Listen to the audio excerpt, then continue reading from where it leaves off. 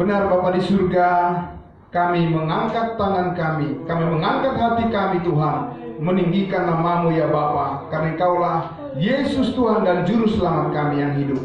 Terima kasih Bapa di dalam surga, segala pujian sudah dinaikkan meninggikan nama-Mu ya Bapa. Ada sukacita yang besar di tempat ini Tuhan Yesus, di dalam hati kami bersama ya Tuhan Yesus. Dan kami percaya ya Bapa, Engkau dimuliakan melalui segala pujian yang tulus yang telah dinaikkan kepadamu ya Bapa. Terima kasih Bapa di dalam surga, saatnya kami Tuhan Yesus akan mendengarkan kebenaran firman-Mu ya Tuhan. Engkau berkati semua jiwa-jiwa yang hadir pada saat ini, semuanya memuliakan Engkau Bapa di surga, karena Engkau menganugerahkan sukacita yang besar bagi kami setiap kali kami merenungkan kebenaran firman-Mu. Terpujilah nama-Mu Bapa di dalam surga. Dalam nama Tuhan Yesus kami berdoa dan bersyukur. Haleluya. Amin. Amin. Ya, silakan duduk jemaat yang dikasihi Tuhan Yesus. Ya, shalom. Ya. Ya, Bapak Ibu yang dikasihi Tuhan Yesus, ya, terima kasih. Saya selalu bersukacita dan penuh kegembiraan iman setiap kali saya diberikan kesempatan untuk menyampaikan firman Tuhan di tempat ini. Ya, karena saya melihat tadi puji-pujian kita sangat luar biasa, ya, dan Ibu Gembala membawakan sedemikian teratur. Puji Tuhan ya, semakin sukacita kita dipenuhi oleh Tuhan Yesus di saat kita menyanyikan pujian meninggikan namanya. Nah, Bapak Ibu yang dikasihi Tuhan Yesus, saya ingin mengajak kita untuk melihat kebenaran firman Tuhan dari Matius, ya, dari Matius pasalnya yang ke-23, ya. Namun supaya lebih mudah dipahami firman Tuhan yang saya sampaikan hari ini untuk menjadi berkat bagi kita semuanya, saya akan bertanya terlebih dahulu untuk kita semuanya di sini, dan pertanyaan ini adalah pertanyaan untuk bisa membuka pikiran kita bagaimana kita dalam hidup ini harus lebih semangat lagi. Amin. Amin. Ya, karena firman Tuhan mengatakan hati yang gembira adalah obat. Ya, yang manjur untuk apa? Untuk membuat kita melihat betapa baiknya Tuhan. Amin. Dengan semangat kita harus melihat betapa baiknya Tuhan. Ya. Nah, tapi pertanyaan saya pertama seperti ini. Bolehkah orang Kristen menghakimi, Bapak Ibu sekalian? Biasanya kita selalu mendengar apa? Jangan menghakimi, tidak boleh menghakimi, gitu ya kan? Hanya Tuhan yang apa? Yang layak untuk menghakimi, gitu ya. Kita sudah biasa seperti itu, ya. Jangan menghakimi dong. Kenapa? Karena pemahaman orang beda-beda, kan gitu kan? Iya, prinsip orang juga beda-beda, ya. Jadi jangan bilang-bilang seseorang itu salah, apalagi bilang orang sesat, itu kan nggak boleh begitu ya. Makanya kalau ada ya pemimpin agama yang istrinya 2, 3, 4, jangan bilang-bilang salah, ya kan, nggak boleh bilang salah. Karena apa? Prinsip orang beda-beda kan. Apalagi nanti kalau pendeta juga istrinya 2, 3, jangan bilang-bilang salah. Karena apa? Prinsip orang beda-beda. Ya, nggak boleh menghakimi. Setuju nggak jemaat di sini? Coba angkat tangan yang setuju seperti itu. Lah, ya itu. Saudara-saudara yang dikasihi Tuhan Yesus. Nanti kalau saudara mengatakan pendeta yang punya istri 2, 3, saudara mengatakan, wah itu sesat itu. Saudara itu nggak boleh menghakimi. Ya kan, hanya Tuhan yang boleh menghakimi. Ya kan? Karena prinsip orang beda-beda. Begitu? Saudara yang dikasihi Tuhan Yesus, di dunia ini kita harus memiliki jalur pengertian yang benar di hadapan Tuhan. Amin. Ya, supaya kita jangan digelayuti oleh pikiran-pikiran yang tidak baik atau yang tidak benar yang berkembang di dalam kehidupan manusia di dunia ini. Itulah gunanya kita kenapa setiap minggu datang beribadah dan mendengarkan firman Tuhan, supaya kita memiliki kemurnian dalam pandangan kita. Amin. Kita bisa jelas melihat jalan hidup kita di dalam Tuhan, clear, tidak abu-abu. Karena itu membawa kita kepada sukacita yang besar dalam hidup ini. Karena hidup adalah pilihan, dan pilihan kita harus selalu tepat seperti yang Tuhan inginkan. Amin. Itu sukacita kita, Bapak Ibu. Karena saudara dan saya adalah terang di dunia ini. Maka seperti di ruangan ini terang semua terlihat. Kalau kita menyanyi, ada teks di depan jelas sekali, bisa kita nyanyikan tanpa ragu-ragu. Amin. Saudara-saudaraku yang dikasihi Tuhan Yesus, ya, karena itu ya saudara-saudara sering orang Kristen dengan alasan kita harus mengasihi. Mengasihi itu tidak boleh menyakiti orang lain. Betul? Iya kan? Tidak boleh menyakiti orang lain. Namanya kasih harus meyakinkan orang lain. Apalagi kasih tulus ya, Pak Gembala ya. Bagaimana namanya juga sudah kasih tulus. Bagaimana dia bisa menyakiti hati orang lain? Ya kan, dari namanya saja sudah ketahuan. Kan begitu saudara-saudara. Nah, tetapi saudara-saudaraku, saya mau mengajak kita di dalam kehidupan kita sebagai Kristen, ya, sebagai Kristen sejati, kita juga harus punya semangat mengatakan kebenaran. Amin. Saya ulang sekali lagi, kita juga harus punya spirit, punya semangat untuk mengatakan apa yang benar. Ya, karena Tuhan kita adalah kebenaran. Karena Yesus berkata, akulah jalan, kebenaran dan hidup. Tidak ada yang sampai kepada Bapa kecuali melalui aku, kata Yesus. Ya, jalan satu-satunya secara eksklusif. Yesus berkata bahwa hanya melalui Dia adalah jalan. Tidak ada jalan yang lain, saudara-saudaraku. Kalau ada jalan yang lain, berarti Yesus tidak benar. Dia berbohong berarti. Ya kan? Dan Dia bukan Tuhan berarti. Kan begitu konsekuensinya, saudara-saudara. Kan Yesus bilang, aku adalah jalan, kebenaran dan hidup. Tidak ada yang sampai pada Bapa kecuali melalui aku, kata Yesus. Kalau ada jalan yang lain, ya berarti Yesus bohong. Ya kan? Dan tidak mungkin. Karena Dia adalah Tuhan. Dia pasti benar 100%. Amin? Maka kita katakan apa yang benar. Amin, saudara? Sekalipun orang lain menolak, sekalipun orang lain mungkin sakit hati atau tersinggung. Kenapa, saudara-saudara? Karena itulah ya konsekuensi daripada hidup di dalam Kristus. Yesus berkata, aku mengutus kamu di tengah-tengah serigala, malah dikatakan begitu kan kepada murid-muridnya. Nah, tetapi saudara dan saya dalam hidup ini sekali lagi harus mengembangkan suatu spirit, mengembangkan suatu semangat untuk mengatakan apa yang benar. Ya, nah, saudara-saudaraku yang dikasihi Tuhan Yesus, sekarang saya mengajak kita bagaimana kita melihat contohnya. Ya, Yesus mengatakan kebenaran itu, sekalipun itu adalah sesuatu yang mungkin menyakiti hati orang, tapi Yesus tidak bermaksud untuk menyakiti hati orang. Ya, Dia mengasihi mereka. Kita lihat Matius pasal 23. Matius pasal 23 ayatnya yang ke-23 saya akan membacakan untuk kita. Ini ada beberapa perkataan Yesus di sini yang sama, tetapi ayatnya yang ke-13 ini, saudara-saudaraku, saya akan membaca untuk kita. Ya, sudah semua melihat ya? Apa dikatakan? Celakalah kamu, hai ahli-ahli Taurat dan orang-orang Farisi, hai kamu orang-orang munafik, karena kamu menutup pintu-pintu kerajaan surga di depan orang, sebab kamu sendiri tidak masuk dan kamu merintangi mereka yang berusaha untuk masuk. Kalau Yesus mengatakan itu sekarang dan di depan daripada jemaat GBP Bethlehem, apa yang Bapak Ibu Saudara katakan kepada Yesus? Ya, apakah Saudara Aris mengatakan, jangan begitu Yesus, ya kan, jangan menghakimi, ya kan? Kalau orang itu tersinggung nanti bagaimana? Ya kan, kita jadi berkurang teman kita. Yesus mengatakan, celakalah kamu. Kalau dikatakan begitu, apa namanya itu? Itu menghakimi atau bukan? Ayo, ya. Yesus tidak mengatakan baik-baiklah kamu hai ahli Taurat dan Farisi. Dia katakan apa? Celakalah kamu hai Farisi dan ahli Taurat. Kalau Yesus mengatakan itu sekarang di depan kita, kita bilang apa? Boleh nggak diganti kata-katanya Tuhan? Loh, kok ngoreksi Tuhan? Ya kan, jangan koreksi Tuhan. Tuhan itu udah benar 100%. Amin? Iya, sudah benar dia 100%, nggak usah dikoreksi. Ya kan, saudara-saudaraku? Dia mengatakan seperti itu. Apa dia tidak mengasihi mereka?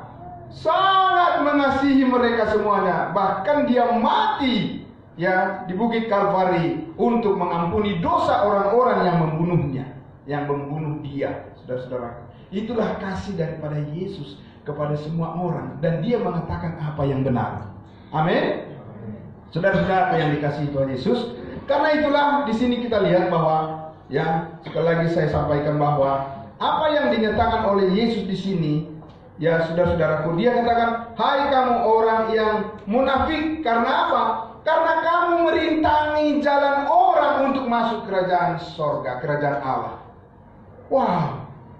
Jadi ini bukan hanya sekedar artinya apa namanya, saudara-saudara, mungkin ada orang yang jualan gitu kan, kemudian harganya dibuat 2 kali lipat atau 3 kali lipat sehingga merugikan orang yang membeli. Bukan hanya sekedar seperti itu, saudara-saudara. Ya, kalau itu ya mungkin namanya juga hal-hal yang yang bersifat natural di dunia ini, hal yang terjadi di dunia ini, ya bisa artinya tidak terlalu dianggap sebagai sesuatu yang membahayakan jiwa orang itu, bukan?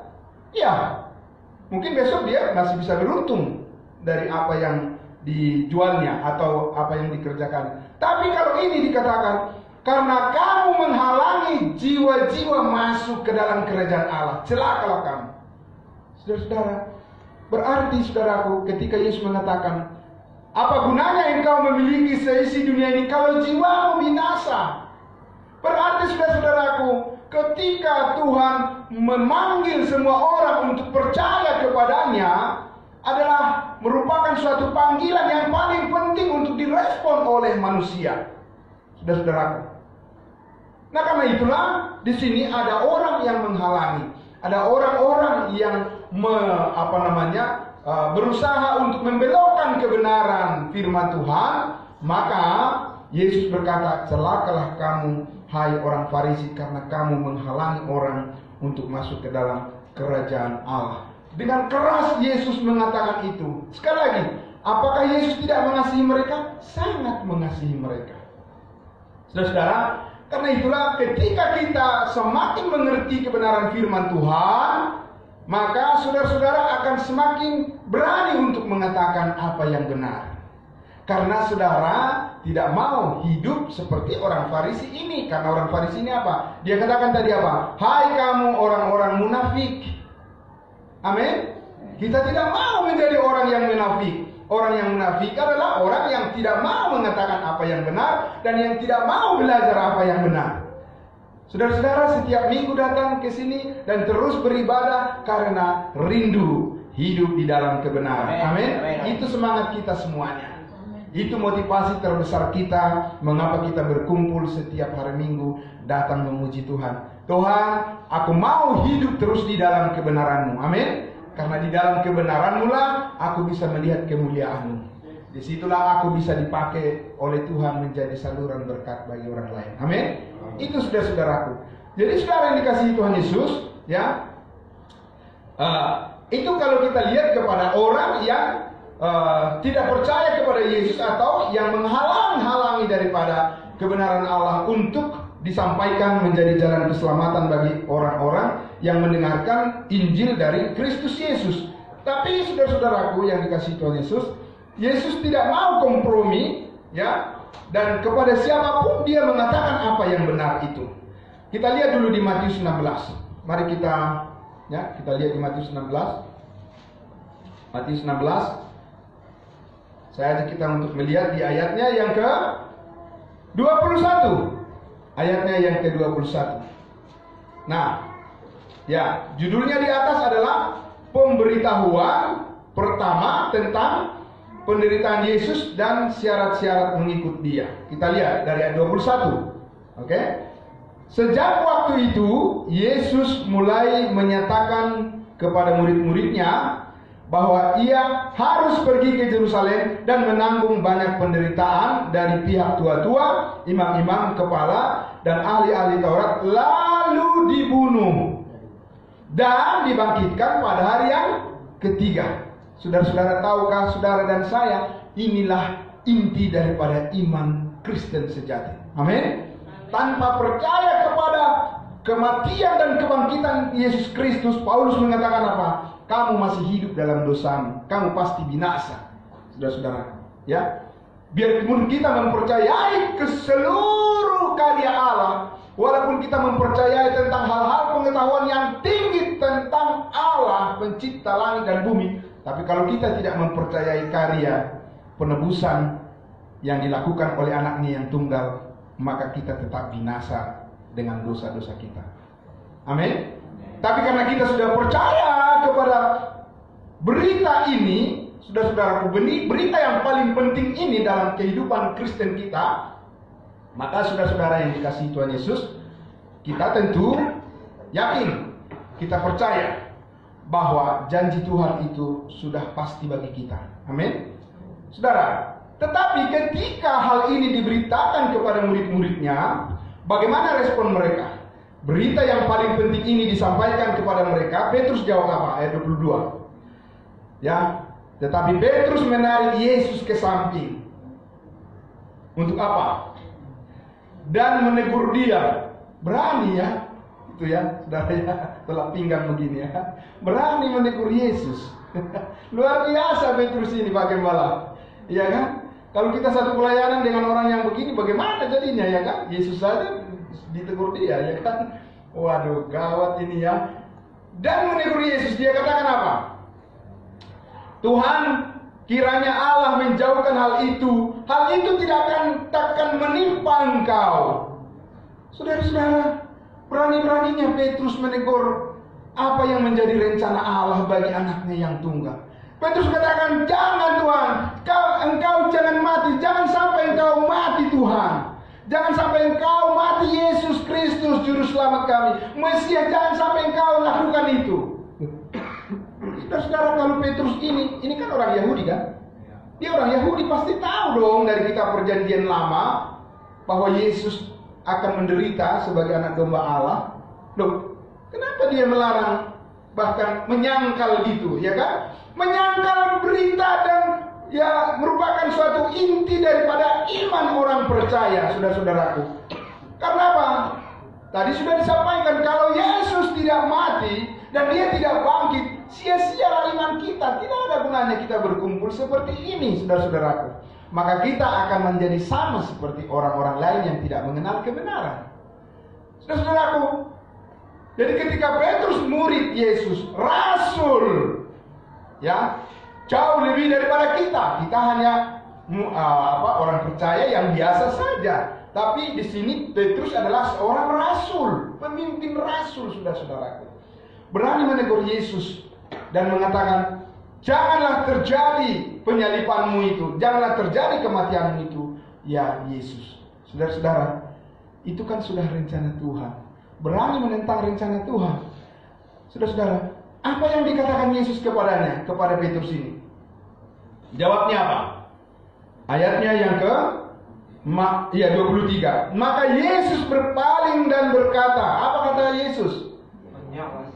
Wah, Yesus tidak bilang, nanti takut dia tersinggung. Maklumlah, dia kan murid saya. Kalau dia murid saya nanti tersinggung, dia meninggalkan saya, cari murid susah lagi, ya kan? Yesus susah lagi nanti cari murid ya. Jangan katakan yang benar gitu ya kan? Apa itu yang dilakukan oleh Yesus, saudara-saudara? Jangan hakimi dia begitu. Tidak, Yesus mengatakan, hei, nyala kau iblis.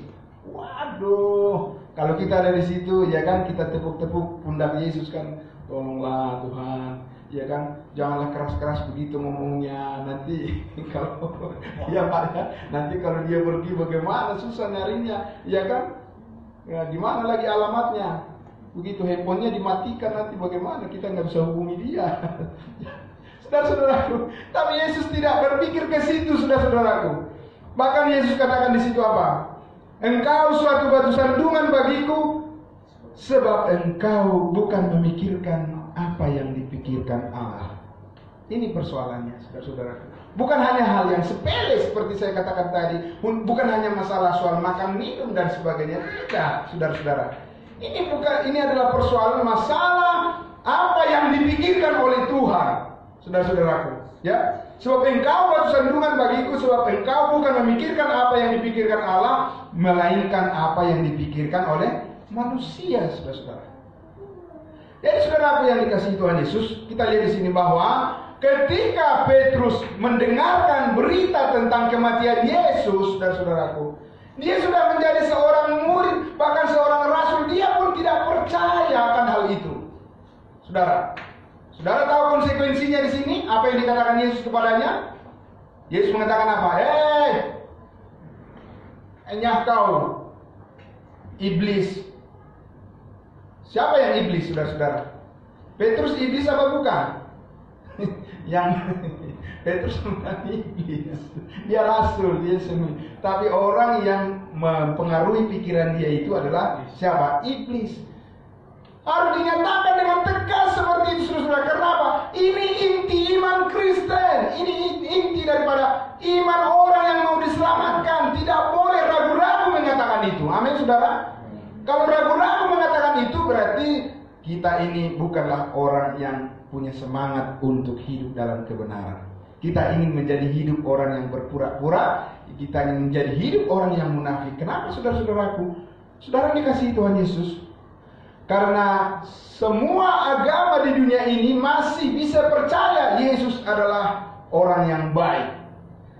Masih mau percaya bahwa Yesus adalah pengajar yang luar biasa, pengajar moral yang luar biasa. Masih mereka mau percaya hal itu. Bahwa Yesus adalah nabi yang bisa melakukan banyak mujizat, saudara-saudara. Mereka masih mau percaya hal itu. Tapi ketika saudara menyatakan kepada dunia ini, Yesus mati mengampuni segala dosamu, disitulah perseteruan itu terjadi. Amin, saudara. Kenapa? Karena di situ keselamatan adanya. Saudara tahu itu. Nah, itu sebabnya saudara-saudaraku, kalau orang Kristen, kalau gereja-gereja ingin dunia ini dimenangkan bagi Kristus, jangan pernah lupa memberitakan dengan tegas tentang kematian Yesus Kristus dan kebangkitannya pada hari yang ketiga. Amin. Karena disitulah letak keselamatan jiwa-jiwa saudara-saudara. Tanpa itu semuanya akan binasa. Saudara yang dikasihi Tuhan Yesus, maka kita menjadi orang-orang yang berani mengatakan kebenaran, sekalipun mungkin banyak orang yang menolak, saudara-saudara. Ya, karena pada saat waktu Yesus hidup pun, ketika dia melayani kepada bangsa Israel, jangankan orang yang tidak percaya Farisi ahli Taurat, bahkan muridnya sendiri pun menolak untuk mempercayai hal itu. Hal apa? Hal tentang pengorbanannya, saudara-saudaraku, yang menjadi sumber berkat bagi semua orang di dunia ini. Tanpa kematian Yesus Kristus tidak ada berkat bagi saudara dan saya. Tidak ada. Saudara-saudara, berkat dari Tuhan ya. Karena saudara-saudara, berkat di dunia ini, berbicara tentang di dunia ini, saudara-saudaraku, saudara tidak percaya kepada Yesus pun masih banyak orang yang dapat berkat. Tahukah saudara? Mungkin berkat mereka lebih banyak daripada berkat orang yang berdoa nangis-nangis kepada Tuhan. Tahu saudara itu? Ya. Tapi berkat apa? Itu berkat dari Tuhan apa bukan? Amin. Karena iman saudara lah, maka Tuhan memberkati saudara dan saya. Nah, iman kita itu melekat kepada apa? Melekat kepada harta yang paling besar, melekat kepada anugerah yang paling besar, melekat kepada kebaikan yang paling besar, melekat kepada kasih yang terbesar dari Allah, yaitu di mana kita percaya pada pengorbanan anaknya yang tunggal yang sudah mengampuni segala dosa kita. Amin. Karena itu saudara-saudaraku yang dikasihi Tuhan Yesus, saya sudah mau 30 tahun melayani sesudah saya diselamatkan. Satu hal yang tidak pernah saya ragu-ragu menyatakan kebenaran. Dimanapun saya berkhotbah, di keluarga atau di mana saja, di jemaat atau di mana saja, saudara-saudaraku, di tempat di mana orang yang mendengarkan beberapa jiwa dengan orang yang mendengarkan ratusan jiwa pun, saya selalu ada kesaksian saya yang tidak pernah saya gentar mengatakannya. Saya katakan kapan saja saya mati, saya sudah pasti masuk surga. Amin. Bukan karena kebaikan saya, tapi karena kebaikan Tuhan saya Yesus Kristus. Amin. Iya, saudara-saudaraku. Jadi orang tahu apa yang kita imani, orang tahu apa yang kita yakini, dan orang tahu mengapa kita mengasihi mereka. Amin. Tidak ada udang di balik batu. Saudara-saudaraku, kita transparan di dalam pengajaran kita di dunia ini bahwa Yesus sudah mati dan bangkit pada hari yang ketiga menebus dosa semua orang, dan siapa yang percaya pasti diselamatkan. Itulah yang kami beritakan. Amin, saudara. Ya, saudara-saudaraku, semangat ini bagi saudara dan saya tidak akan pernah ada habisnya, tidak akan pernah ada putusnya. Kenapa, saudara-saudara? Karena Yesus mati tapi dia sudah bangkit dan hidup selamanya. Amin. Hidup itulah yang bekerja di dalam diri saudara, hidup yang kekal itu tidak ada matinya. Saudara-saudara, memang di dunia ini kita menghadapi banyak tantangan, permasalahan, tapi itu tidak akan menggoyahkan iman kita. Karena kita tahu apa? Paulus katakan apa? Bagiku hidup adalah Kristus, mati adalah keuntungan. So what gitu loh. Ya kan, jadi apa gitu. Orang muda katakan, ya kan? Dan saudara dan saya di dunia ini berjalan dalam kehidupan ini hanya bersifat sementara. Siapa di sini yang ingin hidup 150 tahun? Coba angkat tangan. Oh, ada satu orang yang di belakang. Walaupun berharap 150 tahun, iya kan? Ya, mungkin orang bilang, kenapa dia hidup seperti menginginkan 150 tahun? Sekarang ini orang untuk 100 tahun aja udah susah mengharapnya, gitu kan? Tapi yang ditanyakan, mau berapa ke umur kita? Pertanyaannya adalah, untuk apa kita hidup? Amin? Ya, saudara-saudara, kalau lihat di media sosial, ada yang dibanggakan umurnya, opung ini atau kakek ini umurnya 300 tahun. Ya kan, luar biasa, punya catatan rekor di Guinness Book Record. Semua dunia terkagum-kagum. Boleh-boleh aja bersyukur, tapi pertanyaannya, selama dia hidup, dia tahu nggak tentang kasih Allah yang terbesar? Enggak. Lalu bagaimana sesudah itu? Amin, saudara. Karena lebih lama di sana daripada di sini. Saudara dan saya harus memiliki spirit semangat untuk percaya kepada kebenaran, dan kebenaran itu sudah dinyatakan oleh Allah di mana? Di dalam firman-Nya, di dalam Alkitab. Amin. Untuk itulah saudara dan saya hidup, untuk menghidupi kebenaran ini, saudara-saudara. Karena firman itu adalah firman kebenaran, dan Allah menyatakan apa yang benar di dalam firman-Nya.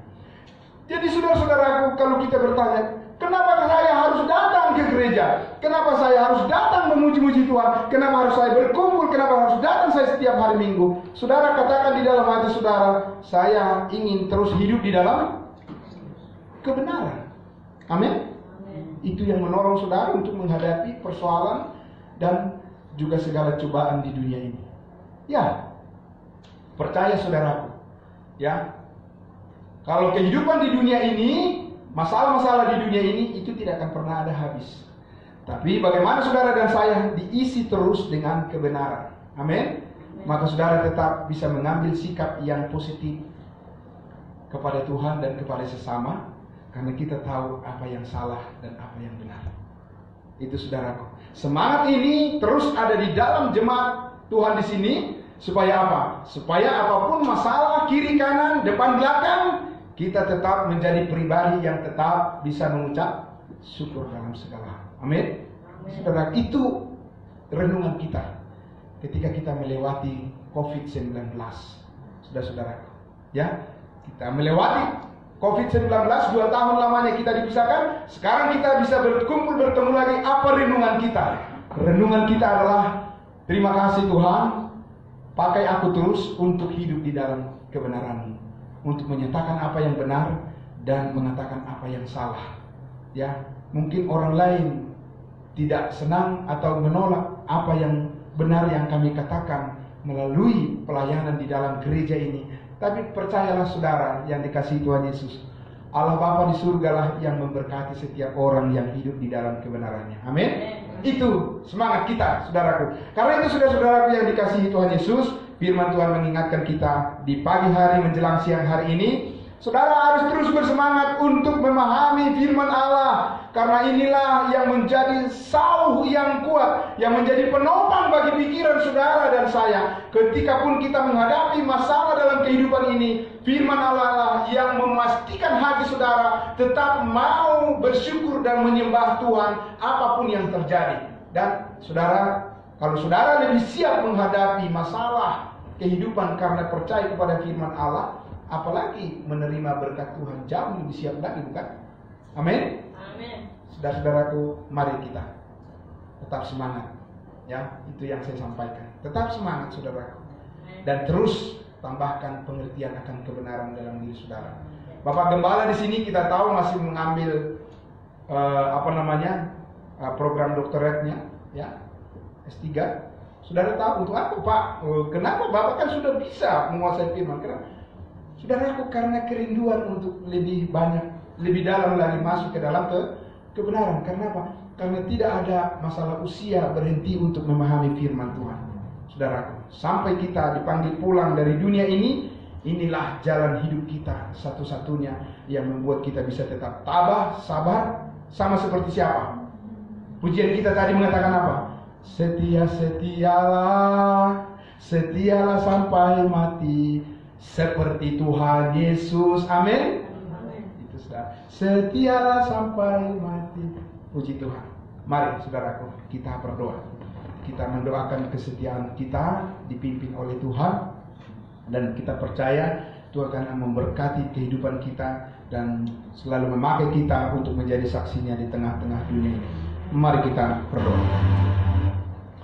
Bapa di dalam surga, terima kasih Tuhan Yesus. Kami bersyukur, berterima kasih Bapa, jika pada saat ini Tuhan kami dibentangkan lagi kebenaran firman Tuhan, bahwa kami harus menjadi pribadi-pribadi yang memiliki semangat untuk menyatakan kebenaran ya Tuhan. Dan kami harus menjadi pribadi-pribadi yang rindu untuk belajar hidup di dalam kebenaran-Mu ya Tuhan. Terima kasih Tuhan Yesus. Jemaat yang sudah mendengarkan firman Tuhan, jemaat GBP Bethlehem di tempat ini Tuhan Yesus, kami percaya Bapa, semua kami yang ada di sini bersyukur kepada Tuhan karena Yesus Kristus Tuhan kami telah rela mati di atas kayu salib dan darah-Mu dicurahkan, dan Engkau dikuburkan, Engkau bangkit untuk mengaruniakan hidup yang kekal kepada kami semuanya, sehingga kami dipersatukan di tempat ini dan selama-lamanya tidak ada yang memisahkan kami dari kasih Allah dalam Kristus Yesus. Terima kasih Tuhan Yesus, pakai hidup kami, pakai saudara-saudara kami semuanya di sini Tuhan, menjadi saluran berkat untuk menyaksikan kebaikan-Mu ya Bapa. Kami percaya Tuhan Yesus, di dalam kebenaran itulah kami beroleh sukacita yang besar. Terima kasih Bapa, terima kasih Tuhan Yesus. Hamba berdoa terus untuk Bapak Gembala di sini yang terus menyatakan kesetiaannya untuk memimpin jemaat ini Tuhan, untuk hidup di dalam kebenaran Tuhan. Kami percaya Engkau akan terus memberkati beliau di dalam segala tanggung jawab yang ditempuhnya. Ada Tuhan Yesus, ada kuasa-Mu, ada mujizat-Mu yang terus mengurapi, bekerja di dalam kehidupan beliau. Terima kasih Bapa, terima kasih Tuhan Yesus. Kami mengucap syukur ya Tuhan Yesus. Sebelum kami Tuhan mengakhiri pemberitaan doa penutup di dalam firman Tuhan ini, Tuhan Yesus kami berdoa dan kami teringat ya Tuhan Yesus untuk keponakan kami sendiri yang bernama Elma Diat Fortuna, yang saat ini Tuhan Yesus sudah lebih dari seminggu dalam keadaan koma di rumah sakit umum daerah Bekasi Tuhan Yesus. Bapa di dalam surga, Bapa yang baik, tidak ada yang mustahil bagimu ya Tuhan Yesus. Bapa di dalam surga, kami mohon campur tangan Tuhan untuk keponakan kami, anak kami Elma Diat Fortuna ya Tuhan Yesus, yang saat ini Tuhan masih di dalam keadaan koma, masih dalam keadaan tidak sadar ya Tuhan Yesus. Engkaulah yang menyadarkan dia Tuhan Yesus. Kembali ya Bapa, memberikan dia Tuhan Yesus kesehatan, panjang umur dan kesembuhan, sehingga kami bisa bersama-sama dengan dia untuk memuliakan nama-Mu ya Bapa. Terima kasih Tuhan Yesus. Jemaat ini, jemaat GBP Bethlehem turut mendoakan ya Tuhan Yesus untuk anak kami Elma Diat Fortuna Tuhan Yesus. Dalam usianya masih 22 tahun saat ini Tuhan Yesus, masih panjang ya Tuhan masa depannya. Karena itu kami mohon campur tangan Bapa di surga, Engkau menyembuhkannya Tuhan Yesus. Bapa di dalam surga, kehendak-Mu lah yang jadi Tuhan Yesus. Kehendak-Mu lah yang jadi Bapa. Kami percaya pada kehendak-Mu ya Tuhan Yesus. Karena itu Bapa di dalam surga, Tuhan yang menyembuhkan anak kami Elma Diat Fortuna. Terima kasih Bapa di dalam surga. Dalam nama Tuhan Yesus kami berdoa dan bersyukur. Haleluya. Amin. Amin. Terima kasih, Tuhan memberkati. Saya kembalikan kepada Ibu Gembala.